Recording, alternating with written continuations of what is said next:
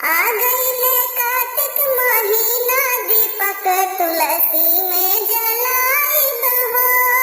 आ गईले कार्तिक महीना दीपक तुलसी में जलाइब हो। जब तुलसी सीता रूप में आईली, जब तुलसी सीता रूप में आईली, मांग में अपने सिंदूर सजैली, मांग में अपने सिंदूर सजैली। राम जी के बन गईली नारी दीपक तुलसी में जलाइब हो।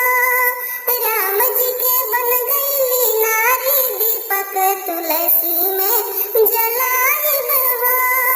आ गईले कार्तिक महीना दीपक तुलसी में जलाइब हो।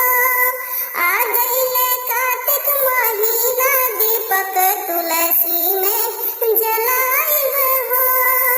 जब तुलसी राधा रूप में आईली, जब तुलसी राधा रूप में आईली, लाल चुनरिया सिर पे सजैली, लाल चुनरिया सिर पे सजैली।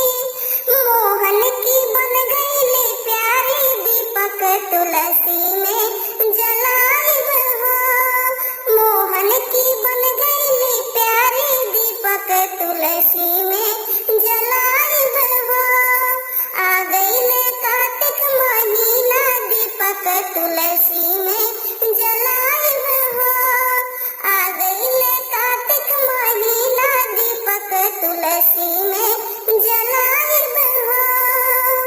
जब तुलसी लक्ष्मी रूप में आईली, जब तुलसी लक्ष्मी रूप में आईली, धान की देवी वो कहलैली, धान की देवी वो कहलैली। विष्णु की बन गईली नारी दीपक तुलसी में जलाइब हो। विष्णु की बन गईली प्यारी दीपक तुलसी में जलाइब हो। आ गईले कार्तिक महीना दीपक तुलसी में जलाइब हो। आ गईले कार्तिक महीना दीपक तुलसी में जलाइब हो। जब तुलसी पौधा रूप में आईली, जब तुलसी पौधा रूप में आईली, चारों तरफ हरियाली छा गईली, चारों तरफ हरियाली छा गईली।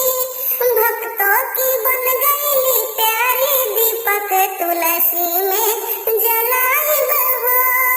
भक्तों की बन गईली प्यारी दीपक तुलसी